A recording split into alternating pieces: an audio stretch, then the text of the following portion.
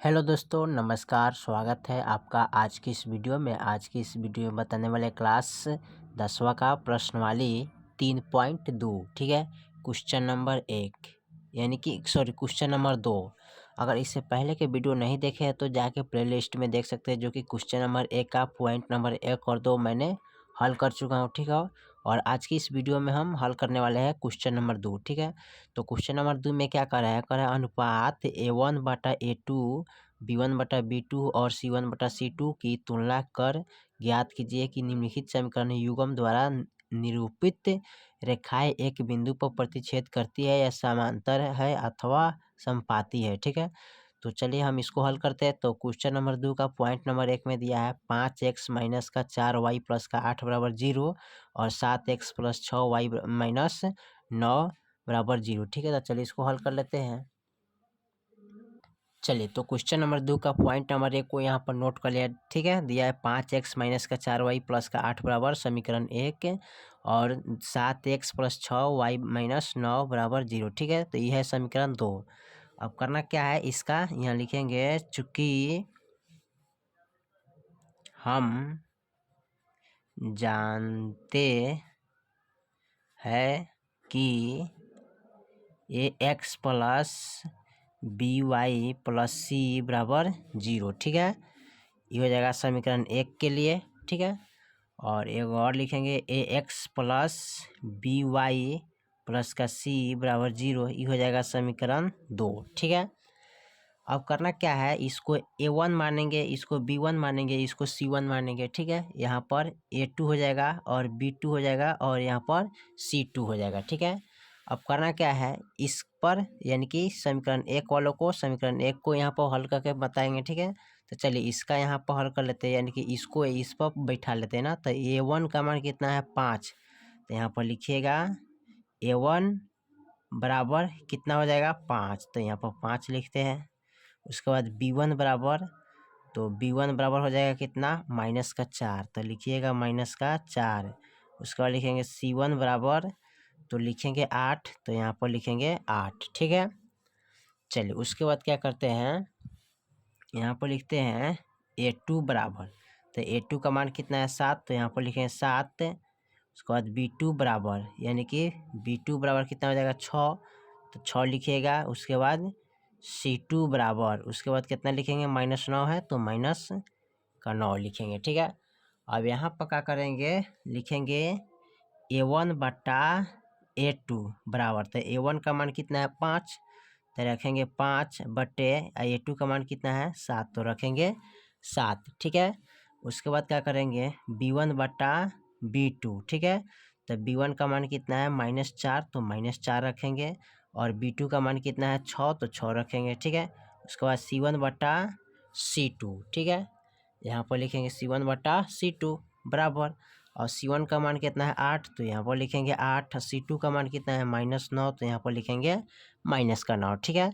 लेकिन यहाँ बाटा का नीचे माइनस नहीं लिखा जाता है, कहाँ लिखा जाता है बटा का ऊपर, तो इसको लिख सकते हैं -8/9, ठीक है। यानी कि बटे का नीचे माइनस नहीं लिखा जाता है, इसलिए हम चेंज कर दिए का ऊपर में बटा को चेंज कर दिए, ठीक है। यानी कि -8/9 हो गया, ठीक है। अब इसमें जो कटने वाला है उसको कटाएंगे, ठीक है। तो देखिए 5/7 कोई के टेबल से कटने वाला नहीं है ना, तो इसको नहीं कटाएंगे। यहाँ देखिए कटने वाला है, तो 2 एकम 2 आ 2 तिये 6, यानी कि कट गया ना, बाकी कटने वाला नहीं है, ठीक है। तो इसको ऐसे ही रहने देंगे, ठीक है। अब करना क्या है, यहाँ तीनों से तीनों क्या है अलग अलग है ना, ये 5/7 है, माइनस का 2/3 है, माइनस का 8/9 है ना, तो तीनों अलग से अलग है, ठीक है। तो यहाँ पर लिख सकते हैं अतः a1/a2 बराबर b1/b2 बराबर नहीं है माइनस का, यानी कि c1/c2 के बराबर, ठीक है। यानी a1/a2 बराबर नहीं है b1/b2 के, और b1/b2 बराबर नहीं है c1/c2 के, ठीक है। बराबर नहीं है, ठीक है, बर नहीं है, ठीक है। अब यहाँ पर लिखेंगे नीचे अतः यह क्या है, तो इसको लिखेंगे अतः यह एक क्या हुआ, प्रतिच्छेद हुआ। क्या है, यह एक प्रतिच्छेद हुआ। ठीक है, तो यहाँ पर लिखेंगे कहती यह एक प्रतिच्छेद करती हुई एक बिंदु, ये अतः यह एक बिंदु पर प्रतिच्छेद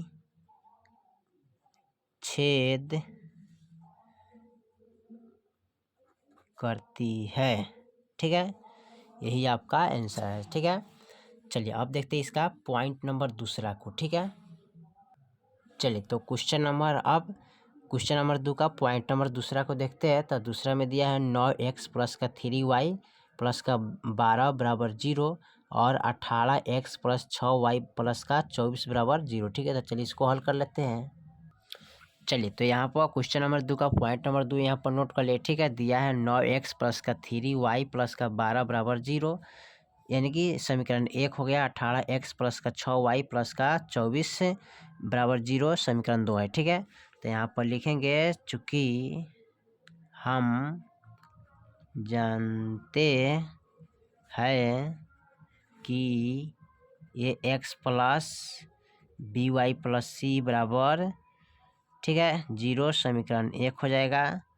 ये x plus B Y plus का c बराबर 0, ये हो जाएगा समीकरण 2। ठीक है, चलिए उसके बाद क्या करते हैं, इसको a1 मानते हैं, b1 इसको c1, a2 b2 c2। ठीक है, तो यहाँ पर लिखेंगे, यानी कि इस फार्मूला पर इसको बैठा लेते हैं ना, तो लिखेंगे a1 बराबर तो 9 है, उसका बाद लिखेंगे b1 बराबर 3 है तो 3 लिखेंगे, c1 बटा 12 है तो 12 लिखेंगे। ठीक है, चलिए उसके बाद लिखेंगे a2 बराबर 18 है तो 18 लिखेंगे, b2 बराबर यानी कि 6 है तो 6 लिखेंगे, यानी कि c2 बराबर 24 है तो 24 लिखेंगे। ठीक है, अब इसमें करना क्या है, इसको लिख लेते हैं a1 बटा a2 यानी कि 9 बटा 18 हो जाएगा, यानी b1 बटा b2 ये हो जाएगा 3 बटा 6 यानी कि 3 बटा 6 लिखेंगे। उसके बाद कर रहे हैं c1 बटा c2 यानी कि 12 बटा 24। ठीक है, अब क्या करेंगे, इसको कटाएंगे। अब देखिए कटने वाला है उसको हम कटा देंगे, ना कटेगा उसको छोड़ देते हैं ना। तो 9 एकम 9, 9 दूनी 18 कट गया, 3 एकम 3, 3 दूनी 6 कट गया, 12 एकम 12, 12 दूना 24।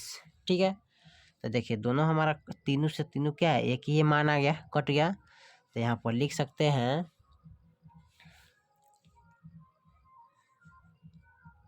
अतः